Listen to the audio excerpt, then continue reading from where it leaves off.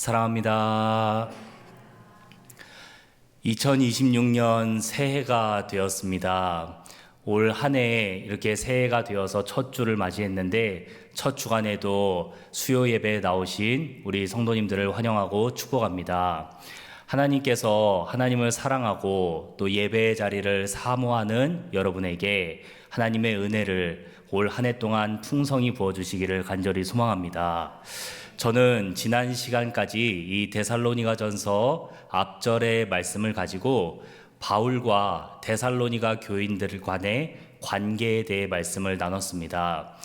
바울이 전도 여행을 하던 중에 데살로니가라는 지역에 들러서 복음을 열심히 전했는데 3주 만에 피치 못할 사정으로 데살로니가를 떠나야만 했습니다. 그런데 그 데살로니가 교회 사람들이 자꾸 마음에 걸리는 거예요. 그래서 바울이 자기가 가고 싶은데 갈 수가 없으니까 자신과 함께 있던 몇 안 되는 동역자 중에 한 명이었던 디모데를 보냅니다.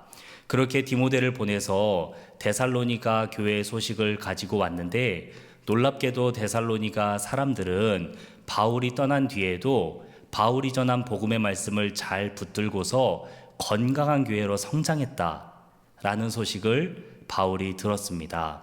그래서 이 데살로니가 교회 사람들은 데살로니가 지역에서 다른 신앙을 갖게 되자 이 데살로니가 교회 사람들이 핍박을 받았는데 그 핍박도 이겨낼 정도로 건강한 교회가 되었고요.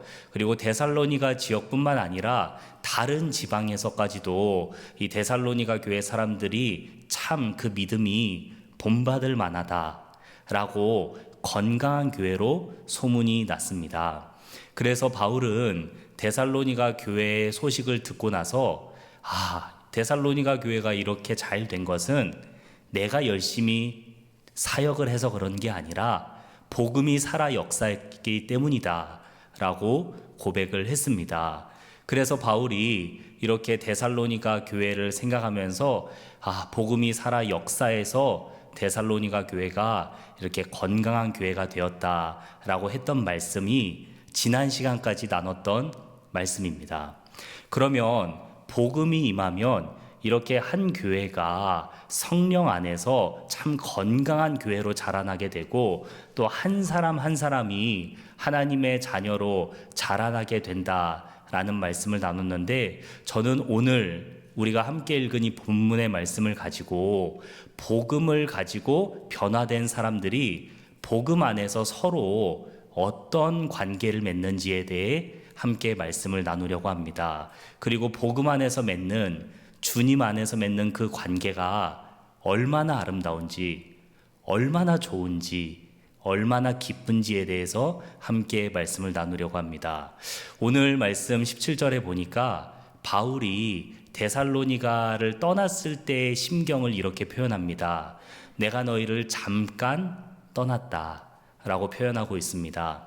여기 사용된 이 떠났다라는 단어는요, 그냥 멀리 가게 되었다, 헤어지게 되었다 이런 단어가 아니라 고아가 되었다라는 뜻입니다. 정말 강한 단어 아닙니까? 분명 멀리 떠났다는 단어도 있습니다. 헤어졌다는 단어도 있습니다. 그런데 바울은 굳이 고아가 되었다라는 단어를 썼습니다. 여러분, 고아가 된 아이가 어떤 모습을 하고 있을지 상상이 되시지 않습니까? 눈물 콧물이 범벅이 돼서 주위 사람들 아랑곳하지 않고 엄마 아빠를 크게 부르는 그 아이의 모습이 떠오르지 않습니까? 바울은 그 마음으로 데살로니가 교회 사람들을 간절히 보길 원했다 합니다. 고아가 엄마를 애타게 찾는 것처럼 내가 정말로 당신들을 보길 원했다, 정말로 만나길 원했다 라고 바울이 표현하고 있습니다.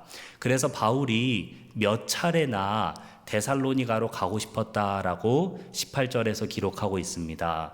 여기 보니까 한 번, 두 번뿐만 아니라 몇 번이나 너희에게 가고 싶었는데 사탄이 막았다라고 되어 있습니다. 여러분, 사탄이 나타나서 바울의 바짓가랑이를 잡고 못 가게 막 막았을까요? 그렇지 않습니다. 여기서 바울은 사탄이 막았다라고 표현을 했는데, 많은 성경학자들은 아마 바울이 데살로니가 지역에 있을 때 바울 때문에 소동이 났으니까, 소란이 나서 바울이 쫓겨나게 되었으니까, 그래서 아마 데살로니가 지역으로부터, 도시로부터 추방령이 내려졌을 것이다. 입국 금지, 이 도시에 들어올 수 없다는 행정명령이 내려졌을 것이다 라고 해석합니다. 그래서 바울이 아무리 데살로니가에 가고 싶어도 갈 수가 없게 되자 바울은 자기가 가지 못해서 디모데를 보내게 된 것이죠. 이렇게 바울이 디모데를 보내서 데살로니가에 가서 소식을 받고 또 바울의 소식을 전하게 되었는데요. 이렇게 바울이 데살로니가에 있는 사람들에게 자기 소식을 전했을 때 얼마나 내가 너희를 사랑하는지, 내가 고아가 엄마를 찾듯이 여러분들을 정말 간절히 보길 원했다라고 얘기하고 있습니다. 여러분, 바울이 이렇게 데살로니가 교회 사람들을 정말 많이 사랑했다는 것을 알 수 있는데요. 바울은 왜 이렇게 데살로니가 교회 사람들을 많이 사랑했을까요? 그건 19절에 나와 있는 표현들을 보면 또한 알 수 있는데, 바울은 19절에서 데살로니가 사람들을 뭐라고 표현합니까? 여러분은 나의 소망이요, 기쁨이요, 자랑의 면류관입니다 라고 표현하고 있습니다. 제가 설교를 하기 때문에 서술하듯이 소망이요, 기쁨이요, 자랑의 면류관입니다 라고 표현을 하지만, 바울이 편지를 쓴 내용을 그냥 편지 내용 그대로 바울의 어감을 살려서 읽으면 아주 격정적인 단어를 썼습니다. 어떻게 표현했냐면요, 바로 여러분이 아닙니까? 바로 여러분이 아니면 누굽니까? 나의 소망이 여러분이 아니면 누굽니까? 나의 기쁨이 여러분이 아니면 누굽니까? 나의 자랑의 면류관이 여러분이 아니면 누구겠습니까? 라고 썼습니다. 그래서 바울은 정말 격정적으로 자기의 마음을 표현했습니다. 여러분이 나의 소망이고 기쁨이고 자랑의 면류관이 아니라면 나에게 무슨 소망이 있고 무슨 기쁨이 있고 무슨 자랑이 있겠습니까? 라고 바울이 표현한 것입니다. 정말 바울은 이 데살로니가 사람들을 많이 사랑했던 것 같아요. 그런데 바울의 편지만 보면 바울의 일방적인 사랑인가 보다, 바울만 사랑했나 보다 라고 생각할 수도 있는데, 뒤이어서 나오는 데살로니가전서 3장 쪽에 보면 디모데가 가지고 온 데살로니가의 소식을 보면 데살로니가 사람들도 바울을 진짜 만나길 원했고 너무너무 사랑했다라고 적혀 있습니다. 사랑하는 여러분, 바울과 데살로니가 사람들은요, 처음에 말씀드렸던 것처럼 딱 3주 만났습니다. 3주 동안 만나서 교제하고 말씀 안에서 서로 배우고 가르침을 받았는데, 어떻게 이렇게까지 사랑하는 관계로 발전할 수 있었을까요? 저는 바울이 썼던 이 면류관이라는 단어에서 힌트를 얻었는데요. 바울은 이 면류관이라는 단어를 쓸 때 이 왕관이라는 단어인데요. 이 단어를 왕이 쓰는 관이라는 단어를 쓰지 않고요. 운동선수가 경기에서 승리했을 때 쓰는 월궤관이라는 단어를 사용했습니다. 그래서 바울은 이 관을 쓰는 것이 데살로니가 사람들을 사랑하고 데살로니가 사람들로 인해 기뻐하고 소망을 품는 것이 정말 나에게 우승을 하는 것처럼, 경기에서 승리를 한 것처럼 정말 큰 기쁨이다 라는 것을 표현했습니다. 그런데 이 관이라는 단어를 사실 다른 데에서 훨씬 더 많이 썼는데요. 바로 예수님의 가시 면류관입니다. 예수님의 가시 면류관을 쓸 때, 표현할 때 이 단어를 사용했는데, 바로 이 단어를 바울은 일부러 사용했습니다. 데살로니가 사람들이 이 편지를 받았을 때 예수님의 가시 면류관이 떠오르도록, 그리고 이 편지를 보는 다른 교인들이 예수님의 면류관이 떠오르도록 이 단어를 저는 일부러 사용했다 생각합니다. 그래서 바울은 이 단어를 써서 예수님을 떠오르게 합니다. 내가 여러분을 자랑의 면류관이요, 나의 소망이요, 기쁨이라고 할 수 있는 데에는 예수님의 가시 면류관이 있었기 때문입니다 라고 고백하는 것 같았습니다. 우리 마태복음의 말씀을 통해 예수님에 관한 이야기를 보겠습니다. 가시관을 엮어 그 머리에 씌우고 갈대를 그 오른손에 들리고 그 앞에서 무릎을 꿇고 희롱하여 이르되 유대인의 왕이여 평안할지어다 하며, 이 말씀을 보면 오늘 저희가 함께 읽었던 바울과 데살로니가인 사이에서 주고받았던 편지의 내용과 정반대의 내용들이 있습니다. 바울은 데살로니가 교인들을 향해 나의 기쁨이요 자랑의 면류관입니다 라고 했는데, 예수님은 모든 기쁨을 잃어버리셨고 가시 면류관을 쓰셨습니다. 이 사실을 믿었고 이 사실을 전했던 바울 때문에 데살로니가 사람들과 바울 간의 관계가 맺어지게 되었습니다. 그래서 바울이 이토록 데살로니가 교회 사람들을 사랑할 수 있었던 데에는 바로 나를 위해 가시 면류관을 쓰신 예수님의 희생과 사랑이 있었기 때문이다 라는 것을 저는 이 데살로니가 전서를 묵상하면서 발견할 수 있었습니다. 그리고 또 하나, 저는 바울이 데살로니가 교회 사람들을 가리키면서 여러분은 저의 소망이고 기쁨이고 자랑입니다 라고 할 때 또 다른 하나를 떠올렸습니다. 그건 바로 우리가 새해가 되어서 우리가 여러 가지 계획을 세우고 여러 마음의 결단을 하는데, 사실 그 결단들의 중심에는 소망과 기쁨과 나의 자랑에 관한 내용들 아니겠습니까? 그런 내용들을 우리가 계획할 때 대부분은 내 자신을 향해서 소망을 품고 내 자신을 향해 기쁨을 발견하려 하고 내 자신에게서 자랑을 발견하려고 합니다. 그런데 복음 안에서 관계를 맺은 바울과 데살로니가 교회 사람들 안에서 발견할 수 있는 것은, 바울은 데살로니가 교인들에게 여러분이 내 소망이고 여러분이 내 기쁨이고 여러분이 내 자랑입니다 라고 고백했습니다. 사랑하는 여러분, 이게 얼마나 아름다운 관계이겠습니까?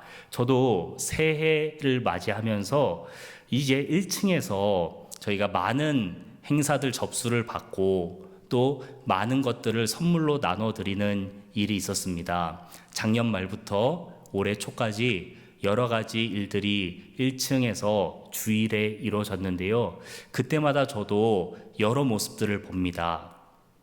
순장님들이나 또는 선생님들 또는 우리 여전도 회장님들, 그리고 여러 관계 안에서 서로를 챙기시는 모습, 지나가시다가 자기야 가토밤 신청해, 자기야 달력 받아가, 자기야 지금 뭐 신청하고 있대 가서 해봐, 이렇게 서로 챙기면서 서로 사랑하는 모습들을 1층에서 안내를 하면서 많이 보곤 합니다.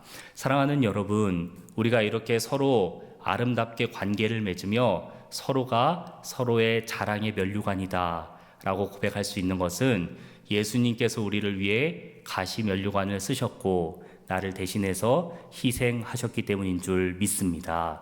그래서 우리는 예수님 안에서 정말 아름다운 관계를 맺게 되었습니다.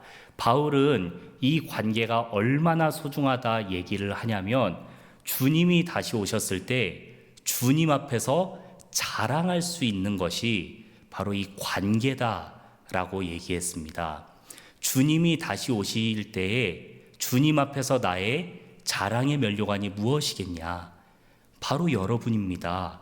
바로 여러분과의 관계입니다 라고 얘기했습니다. 사랑하는 여러분, 우리도 마찬가지인 줄 믿습니다. 주님이 다시 오셨을 때 우리에게 여쭤보시면, 우리에게 물어보신다면, 얘야, 내게 자랑할 만한 것이 있느냐? 라고 물었을 때 우리가 무엇을 자랑할 수 있겠습니까? 우리의 아름다운 관계, 우리의 사랑하는 모습을 주님께 자랑하고 칭찬받는 우리 교회가 되면 좋겠습니다. 우리 교회가 이 일을 잘 하기 위해서 바울의 교훈을 더 참고하면 좋겠는데요. 우리 빌립보서의 말씀을 확인하겠습니다. 그러므로 나의 사랑하고 사모하는 형제들, 나의 기쁨이요 면류관인 사랑하는 자들아, 이와 같이 주 안에 서라. 내가 유오디아를 권하고 순두개를 권하노니 주 안에서 같은 마음을 품으라. 아멘. 바울은 빌립보 교회의 사람들에게도 동일하게 말씀을 했습니다. 나의 사랑하는 자들아, 나의 기쁨아, 나의 면류관들아. 여러분이 하나님 안에서 같은 마음을 품었으면 좋겠습니다. 주 안에서 같은 마음을 품었으면 좋겠습니다. 라고 얘기했습니다. 사랑하는 여러분, 우리 새해에 우리의 가정과 우리의 교회가 같은 마음을 품고 주 안에서 한 마음을 품는 아름다운 공동체가 되길 간절히 소망합니다. 우리가 이 일을 위해서 어떻게 해야 될까요? 어떻게 하면 같은 마음을 품을 수 있을까요? 그건 교회가 제시하는 것을 따뜻한 마음으로 받아들이는 것입니다. 교회가 제시하는 것을 따뜻하게 받아들이는 것입니다. 아까 우리가 함께 기도하면서도 하나님께 우리의 기도문으로 올려드린 것처럼 올 한 해 우리 교회가 가토밤을 시작하게 되었습니다.